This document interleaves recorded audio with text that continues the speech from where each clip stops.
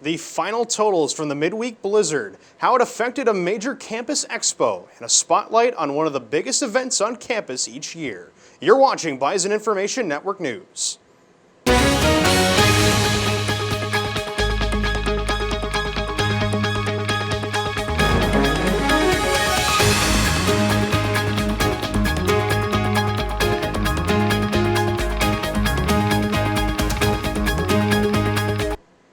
Good evening, everyone. Thanks for joining us. We begin tonight with coverage of the ground blizzard that shut down university operations yesterday. Here's a recap of everything that happened.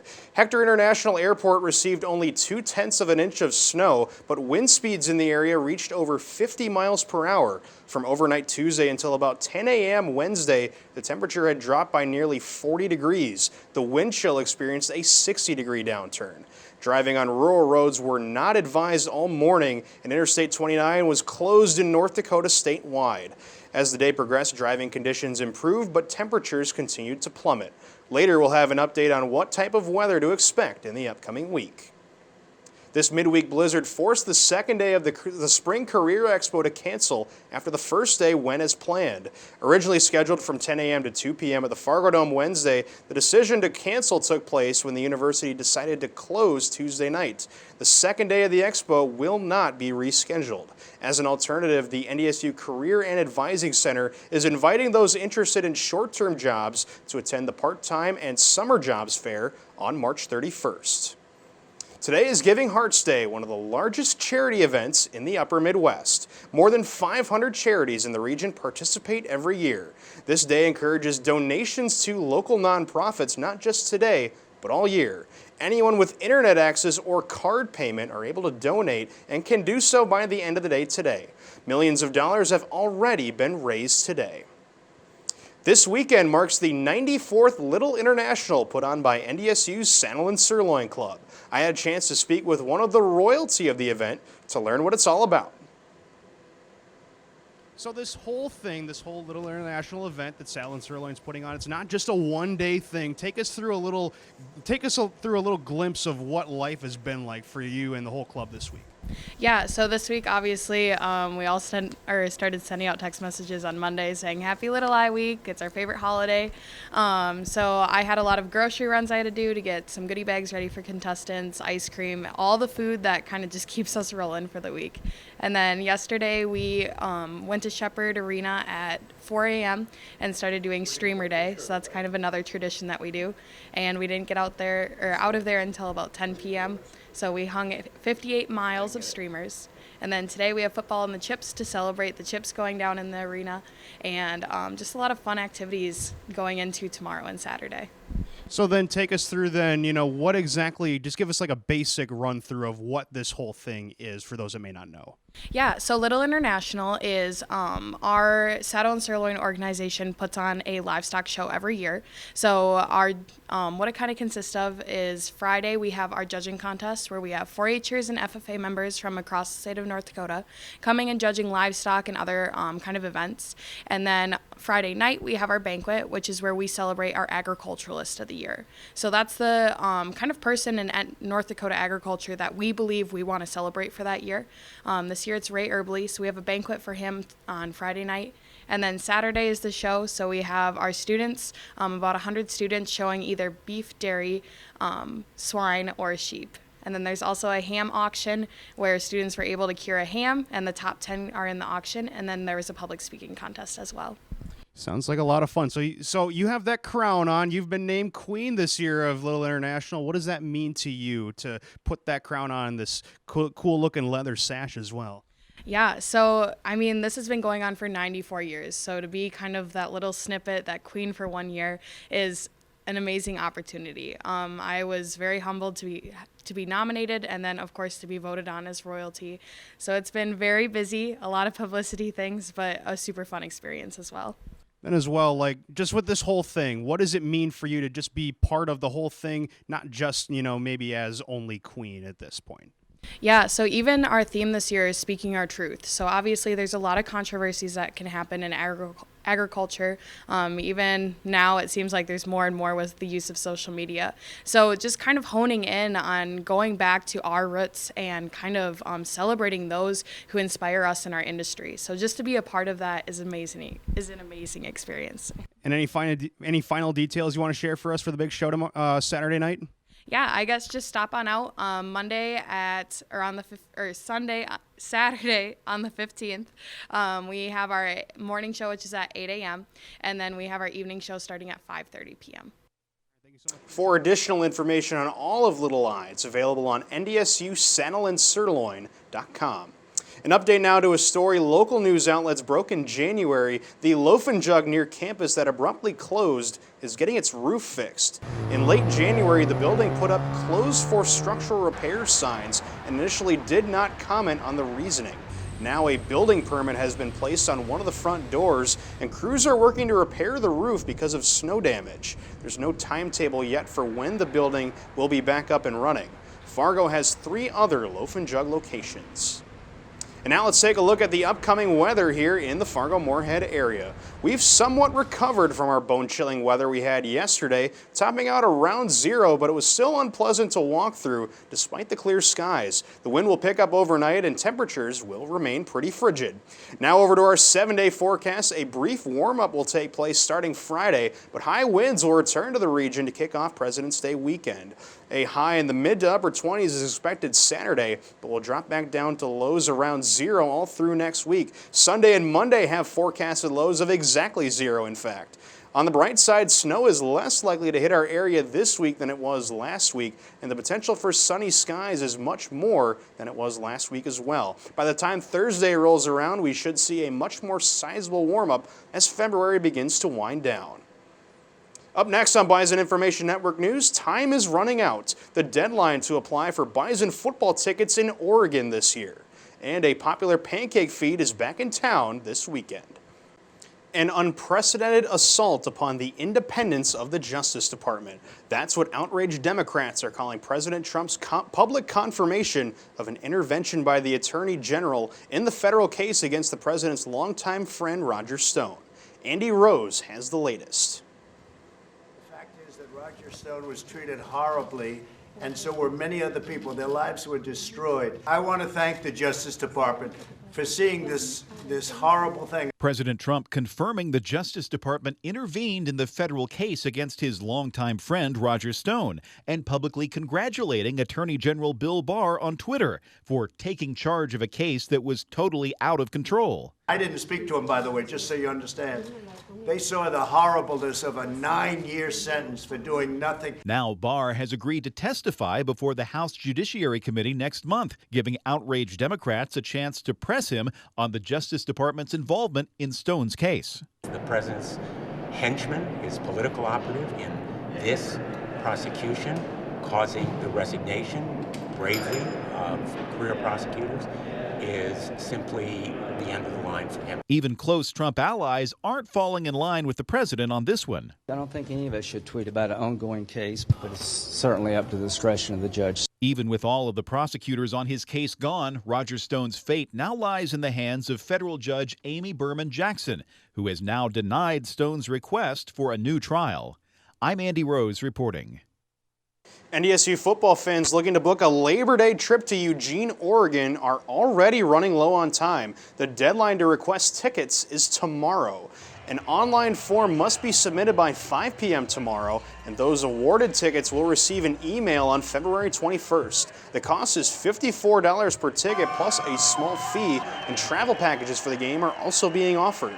The request form and additional information can be found on GoBison.com. NDSU is the 3-time defending FCS national champion, while Oregon won the Pac-12 championship game and the Rose Bowl in 2019. The teams are set to square off on September 5th. The Kiwanis Pancake Carnival is making its return to the Fargo Dome this weekend. This is video from last year's event. The carnival is an all-you-can-eat pancake breakfast with proceeds going towards a variety of local nonprofits and is now in its 62nd year. More than $750,000 has been raised since its inception. Nearly 10,000 people are expected to attend this year's event, and about 36,000 pancakes are made every year. Tickets have been available since December and are $7 in advance and $8 at the door. Still to come on Bison Information Network News, it's a holiday weekend, how this affects access to the Memorial Union, plus an update on yet another Hollywood reboot. The Memorial Union will be operating under different hours this weekend due to President's Day. For Friday, the building will close at midnight, an hour earlier than normal. Saturday, only the main level will be open from noon until 8 p.m., and Sunday it'll be closed entirely. All levels of the Union will reopen starting at noon Monday. For any questions or concerns, students and staff are asked to contact Memorial Union Facilities Management. A scary polio-like illness called acute flaccid myelitis, or AFM, is affecting children, with cases increasing every 2 years. That's according to new information released by the CDC. Mandy Gaither has more in this week's Health Minute. Today, the tragedy of paralytic polio can be prevented. This public service announcement from the 1950s helped make people aware of polio, which once plagued the world. While polio still exists today, cases have decreased by more than 99% since 1988, according to the World Health Organization. Now, a polio-type illness has left a number of children paralyzed and has been peaking every other year since 2014. If the pattern holds, 2020 could be another peak year. Doctors say most of the patients with AFM had a mild respiratory illness or fever consistent with a viral infection before they developed AFM. Viral infections, such as from enteroviruses, are common, especially in children, and most people recover. The CDC isn't yet sure why a small number of people develop AFM while most others recover. But researchers say the differences offer clues to different causes behind AFM, which they hope will lead to new treatment and prevention strategies. For today's Health Minute, I'm Mandy Gaither. According to the CDC, there were 237 cases of AFM in 2018 and 33 in 2019. 90% of AFM cases have happened in children and occurred in 48 states and the District of Columbia. NDSU Athletics is holding a Valentine's Day themed promotion for the men's basketball game tomorrow night. A special ticket package allows for a couple to go to the game for $40 with a free Sherpa blanket included. Since student tickets are free, there's no word yet on whether students will be able to take one of those blankets. The promotion team will also be giving away 2 TVs during the game. NDSU will tip off against Purdue Fort Wayne at 7 p.m. tomorrow. From movies to music to books, Hollywood's hottest trend appears to be children. David Daniel explains in this week's Hollywood Minute. Do the kids know? Well, yeah, the kids know. That's great! It's not that great. Why? I Shrunk the Kids. Honey, I Shrunk the Kids star Rick Moranis hasn't made a live-action movie in more than 25 years. But according to Deadline and The Hollywood Reporter, he's coming back for an update of that movie called Shrunk. Josh Gad stars as the son of Moranis' character, trying to be a scientist like his father with about as much success. Oscar winner Natalie Portman is getting into children's literature. Her kitty-lit debut will be Natalie Portman's Fables, retelling the classic stories of The Tortoise and the Hare, The Three Little Pigs, and The Country Mouse and the City Mouse. The book is due out in October.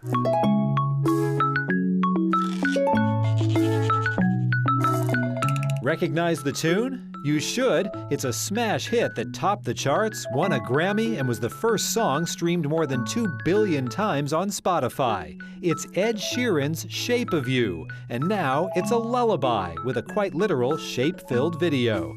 Rockabye Baby is putting out lullaby renditions of Ed Sheeran, a set of baby-friendly versions of Sheeran's biggest hits. Kids of all ages can hear more when the album arrives February 21st. In Hollywood, I'm David Daniel. Up next in sports, how the Bison men's basketball team kept their winning streak alive, and where the softball and baseball teams were picked to finish this year. It's getting crowded at the top of the conference standings for the Bison men's basketball team, competing with two other teams for positioning. With Summit League tournament time drawing near, NDSU could not afford to falter against Oral Roberts Saturday. A strong finish to the first half, with the home team up by 12 at the break. And coming onto your screen, here comes a nice drive and dish by Tyson Ward. The catch and shoot three here from Jared Samuelson would keep them up by that margin. A 13-point lead here at this point. Later on, similar margin, Vinny Shahid off to Rocky Cruiser for the two-handed flush. That's 2 of his 14 on the day. But the Golden Eagles, though, they'd attempt a comeback. This is Max Obmas hitting a three with the shot clock winding down, and it's just a 5-point game late in the second half. But check out this series of moves from Shahid. The crossover, the step-back jumper to put it away for the Bison. He had 31 of the day. 83-76 is your final. And the team is back at home tomorrow night. After a stretch in which the NDSU women's basketball team had won 4 of its previous 6 games, the Bison could not add to that success at home Sunday. Facing off against Oral Roberts, the winner would have taken 4th place in the conference with 5 games remaining. NDSU was down by 5 at halftime and forced overtime, but Kenny Joe Lippy on your screen here of Oral Roberts set a Summit League record with 46 points in the game. Riley Nudell led all Bison players with just 22 points and 11 rebounds on the day. The Bison have another game tonight against Purdue Fort Wayne, which as of this broadcast is currently in the first half. We may not yet have ready-to-play weather in Fargo, but the NDSU softball team is already playing games. The Bison took part in the University of South Carolina Classic last weekend, going just 1-3. The team lost its first 2 games against South Carolina and UNCG by a combined 4 runs, but did win Sunday against Southern Illinois 5-2. 4 pitchers saw mound time over the weekend, and offensive standouts included senior shortstop Montana DeCamp and freshman right fielder Des Cardenas. Both hit for an average above 400 in the 4 games. The Bison are now in the early stages of a long road stretch to start the season that will continue in Gainesville, Florida tomorrow morning. Earlier this season, NDSU was picked to finish number 1 in the Summit League yet again this year, and South Dakota State and South Dakota are neck and neck in 2nd and 3rd place. In that same light, this weekend marks the first series of the year for the NDSU baseball team. And not only that, the Bison get to spend the upcoming weekend in Hawaii. NDSU will take on the Hawaii Rainbow Warriors for a 4-game series starting tomorrow night at 10:35 p.m. Central Time. The Bison are coming off a 19-24 season and no Summit League tournament appearance in 2019. Most of the team's primary starting 9 and top pitchers from last year are back for this season. NDSU is scheduled for 27 straight games away from Fargo to start the year, weather of course permitting. The baseball team has been picked to finish 4th in the Summit League in the coaches' preseason poll, which would qualify for postseason play this year. Omaha, the defending tournament champion, is picked to finish 2nd behind Oral Roberts this year. The NDSU wrestling team has performed at a high level this season, and fans are running out of chances to see them. On Saturday, NDSU took down Fresno State 28-7 to improve to 4-1 in Big 12 duels. The Bison had 4 ranked wrestlers get individual wins, and McGuire Midkiff of NDSU forced his opponent to forfeit. The team is back home for duels on consecutive days this weekend, hosting 21st ranked Stanford Saturday afternoon and Air Force Sunday afternoon. The Sunday matchup will be senior day for 5 NDSU wrestlers. So to come on Bison Information Network News, a final look at our weekend temperatures. Now, we don't need to tell you all at home just how cold it was this week in Fargo. We did that already, but a professional journalist in our region was trending on social media yesterday for braving the elements North Dakota had to offer. This on your screen here is Ken Chase, a reporter for WDAY-TV in Fargo, whose left eye froze shut while getting video of I-29 near Grand Forks. He posted the picture on his Facebook page, and as of this afternoon, it has over 600 shares. Chase, coincidentally, is from Hawaii, but has worked in the region for the last few years. Now let's take one last look at the weather for the Fargo-Moorhead area this upcoming week. President's Day weekend will start out with a rather breezy Friday, but the winds will calm down a little for the weekend. A high of 27 is expected for Saturday, and lows of near 0 will be common for the next few days. Cloudy skies are forecasted for Monday, but we should see more sun next week than in weeks prior. The frigid temperatures should go away by the end of next week, where we should see quite the warm-up to begin the home stretch of February.